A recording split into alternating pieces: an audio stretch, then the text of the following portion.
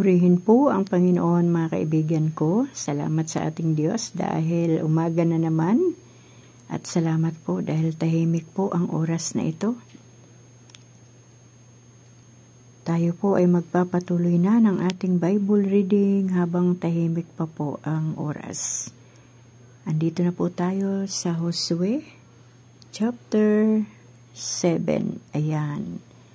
Ang title po ng chapter 7, ang kasalanan ni Akan. At nawa ay patuloy tayong sama ng ating Diyos sa oras na ito habang binabasa po natin ang kanyang salita. Sabi po dito sa Josue chapter 7, ngunit nilabag ng Israel ang utos ni Yahweh na huwag kukuha ng anuman sa Jericho sapagkat siya ay tutupukin bilang handog sa kanya. Si Akan na anak ni Carmi, apo ni Sabdi at apo sa tuhod ni Zerah mula sa lipi ni Juda, ay kumuha ng ilang bagay na ipinagbabawal kunin, kaya't nagalit sa kanila si Yahweh. Nagsugo si Josue ng ilang tao buhat sa Jericho upang maniktik sa lungsod ng Hai, sa silangan ng Bethel at malapit sa Bet-aven. Pagbalik nila'y sinabi nila kay Josue, hindi pa po kailangang pumaroon ang lahat. Hindi na po kailangang pumaroon ang lahat yan. Magpadala lamang kayo ng 2,000 hanggang 3,000 mandirigma upang sumalakay sa lungsod ng Hai. Huwag na ninyong pagurin ang lahat sapagkat maliit lamang ang lungsod na iyon, kaya 3,000 Israelita lamang ang sumalakay sa Hai, at sila'y naitaboy ng mga taga roon. Tinugi sila buhat sa pintuan ng lungsod hanggang sa tibaga ng batong selyar. Maraming napatay sa kanilang pag-urong na pababa sa bundok. Nalagasan sila ng 36, kaya't nasiraan sila ng loob.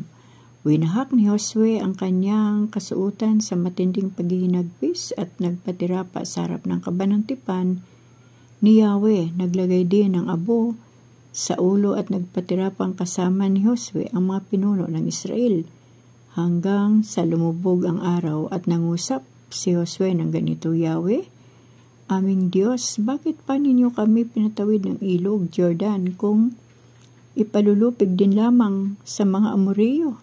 Mabuti pa inanatili kami sa kabila ng Jordan. Anong gagawin ko ngayong umurong sa kaaway ang bayang Israel? Mababalitaan ito ng mga Kananeo at ng iba pang mga taga lupaing ito at pagtutulong-tulungan nila kaming lipulin sa balat ng lupa. Wala po ba kayong gagawin upang ibangon ang inyong pangalan? Ganito ang tugon ni Yahweh, tumindig ka. Bakit ka nagpapatira pa ng ganyan? Nagkasala ang bayang Israel, nilabag nila ang aking utos. Kumuha sila ng mga bagay na iniutos kong tupukin. May inumit sila, inilihim at isinama sa kanilang mga ari-arian. Iyan ang dahilan kaya hindi sila makaharap sa kaaway. Natakot sila sapagkat sila rin ay dapat lipulin. Hindi ko na kayo tutulungan hanggang hindi ninyo isinusuko ang bagay na ipinagbabawal ko sa inyo. Tumindig ka at sabihin mo sa bayan na maghanda sila bukas sa pagharap sa akin, sapagkat ito ang sasabihin ko sa kanila, ikaw rin Israel, ay dapat tupukin sapagkat may nag-iingat sa inyo ng mga bagay na ipinag-utos kong tupukin. Hindi kayo makahaharap sa inyong mga kaaway hanggang hindi naaalis sa inyo ang mga bagay na iyan. Kaya bukas ng umaga, haharap kayo sa akin ayon sa inyong lipi. Ang liping na pili ko sa pamagitan ng sapalaran ay hahanay ayon sa kanilang angkan. Ang angkan naman na mapili ko ay hahanay rin ayon sa kanilang sambahayan, at ang sambahayang mapili ko ay hahanay na isa-isa. Ang kikitaan ng mga bagay na ipinag-utos kong tupukin ay siyang ihahagis sa apoy, 10 ng kanyang sambahayan at mga ari-arian. Hindi niya iginalang ang pagkikipagtipan sa akin at nagdulot ng napakalaking kahihiyan sa buong Israel.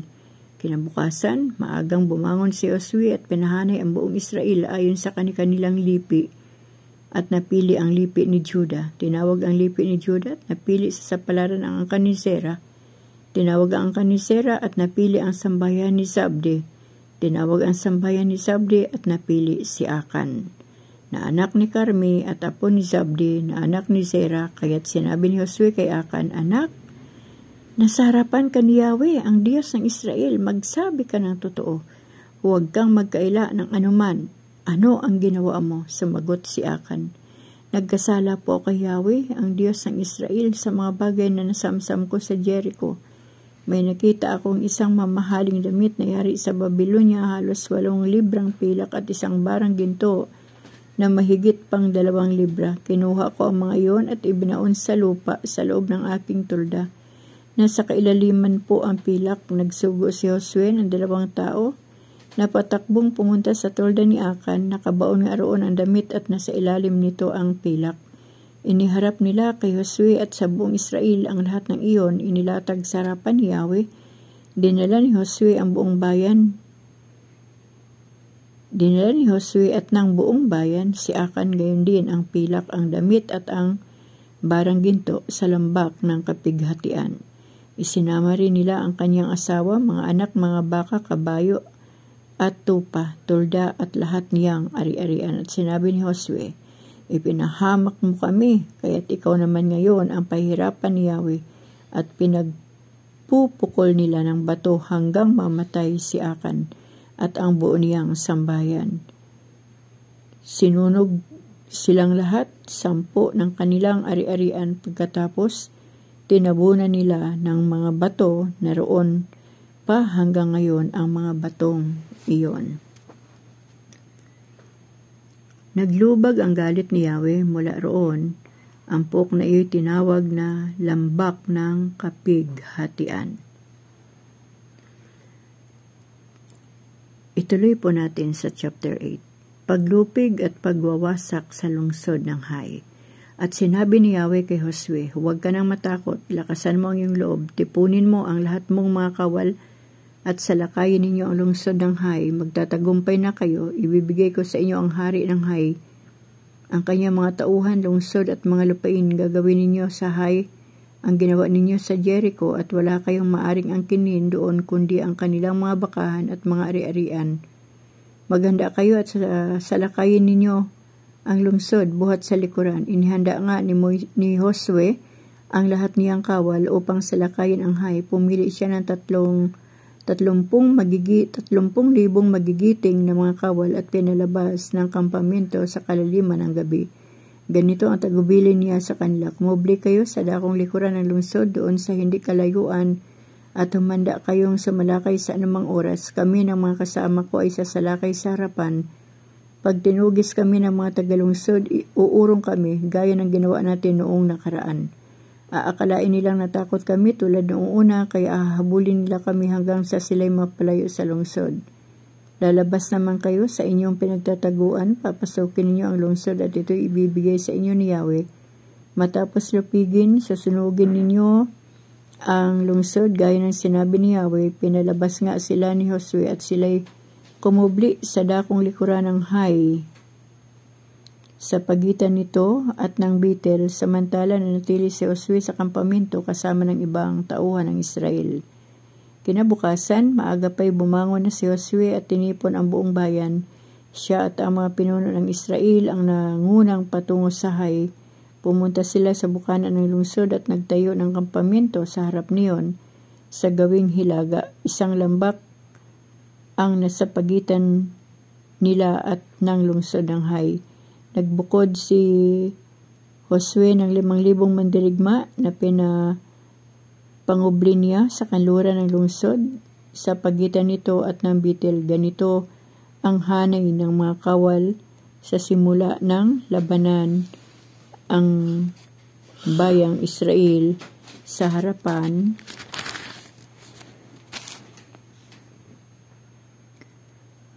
sa dakong hilaga. Ang mga nakakubling mandirigma sa gawing kanluran sa lambak na iyon, nagparaan ng gabi si Josue. Hindi nag-aksaya ng panahon ang hari at ang mga tagahay Nang makita ang pangkat ni Josue, lumabas sila ng lungsod at sinagupa ang hukbo ng Israel sa lambak ng Jordan. Sa dating pinaglabanan nila, wala silang malay na may sasalakay sa kanilang likuran. Si Josue naman at ang mga kasama niya ay nagkunwaring napipilan at umurong na patungo sa ilang, kaya tinugis sila ng lahat ng kalalakihan ng Hai hanggang sa mapalayo sila sa lungsod. Lahat ng lalaki sa Hai ay sumama sa pagtugis sa mga Israelita at naiwang walang bantay ang lungsod. Noon, sinabi ni Yahweh kay Josue, ituro mo sa Hai ang iyong sibat, ito'y ibinibigay ko sa inyo ngayon. Gayon nga ang ginawa ni Josue, pagkataas ng kanyang kamay, naglabasan ang mga tauhan niya sa kanilang pinagtataguan, pinasok nila ang lungsod at sinunog iyon. Nang lumingon ang mga taga-Hai, nakita nilang abot sa langit ang usok na nagmumula sa lungsod. Hindi naman sila makasulong o makaurong. Bigla silang hinarap ng mga Israelitang tinutugis nilang patungo sa ilang, sapagkat na makita ni Josue at ng mga Israelita na ang mga kasama nilang nakakubli pumasok na sa lungsod at ito'y natutupok na, pumihit sila at dinaluhong ang mga taga-Hai.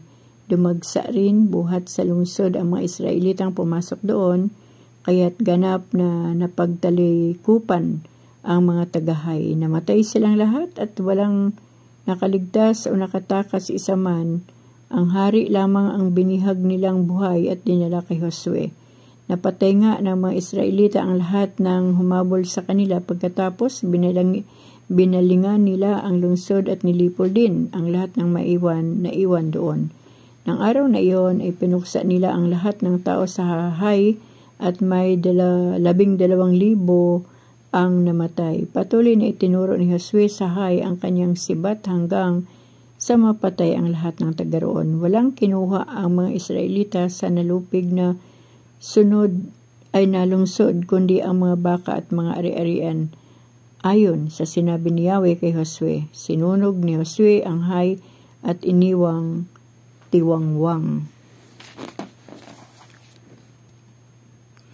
Habang panahon, tulad ng makikita sa kasalukuyan, ipinabitay niya ang hari sa isang punong kahoy at binayaan doon ang bangkay hanggang sumapit ang dilim paglubog ng araw.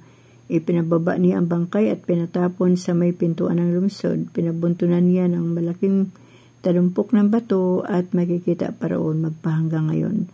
Pagbasa ng kautusan sa bundok ng Ibal. Nagtayo si Josue ng isang dambana sa bundok ng Ibal upang parangalan si Yahweh, ang Diyos ng Israel. Mga batong di tinapyas ng kasangkapang bakal ang ginamit niya sa dambana ayon sa tagubilin ni Moises.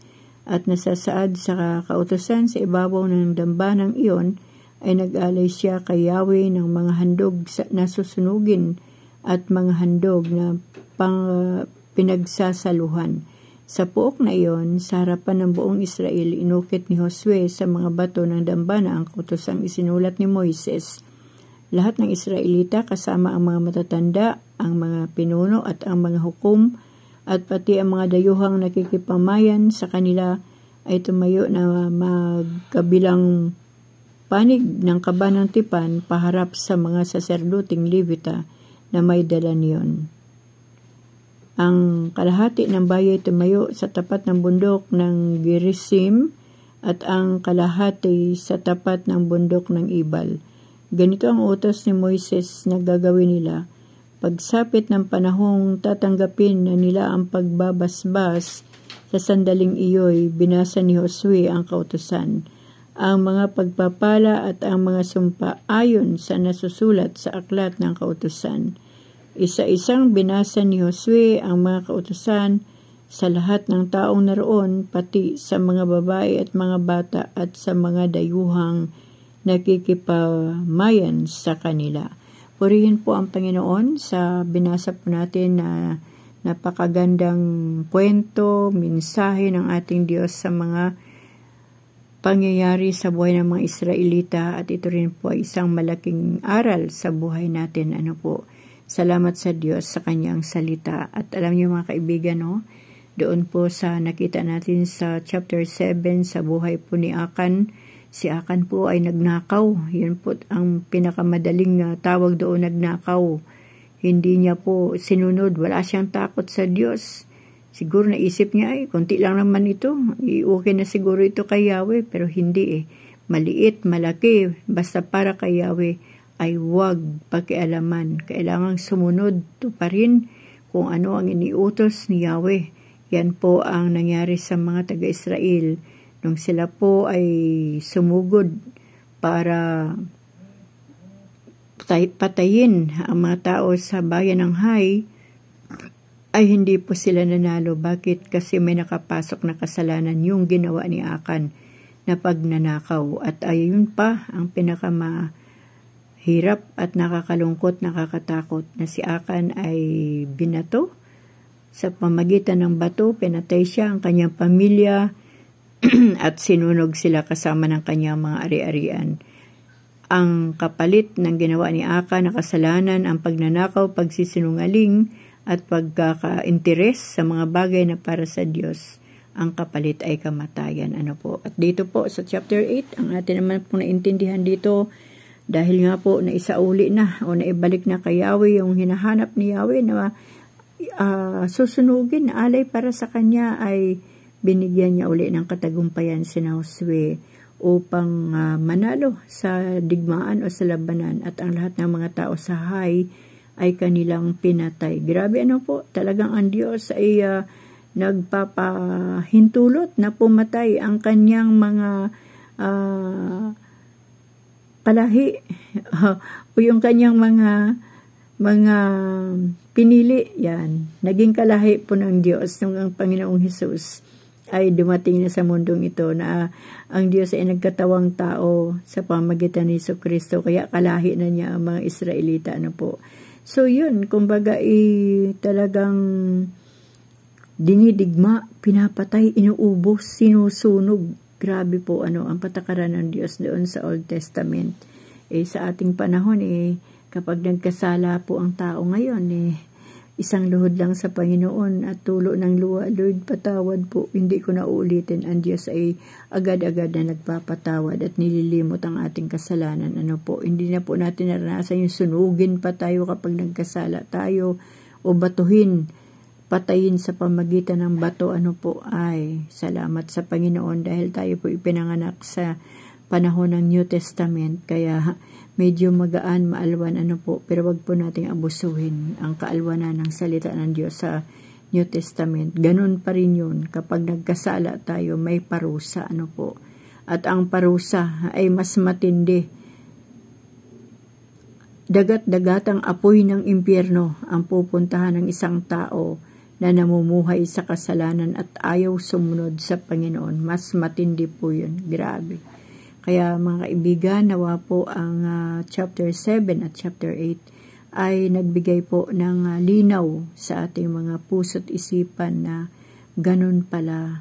Si Yahweh pala, inaalaw din pala talaga ang kanyang mga pinuno na pumatay. Yes, totoo po yan. Kaya kung meron man po tayong mga pinuno ngayon na pumapatay, ay parang yan po ay nandito sa Old Testament. At ang Diyos na lang po yan ang nakakaalam kung ito ay legit o hindi.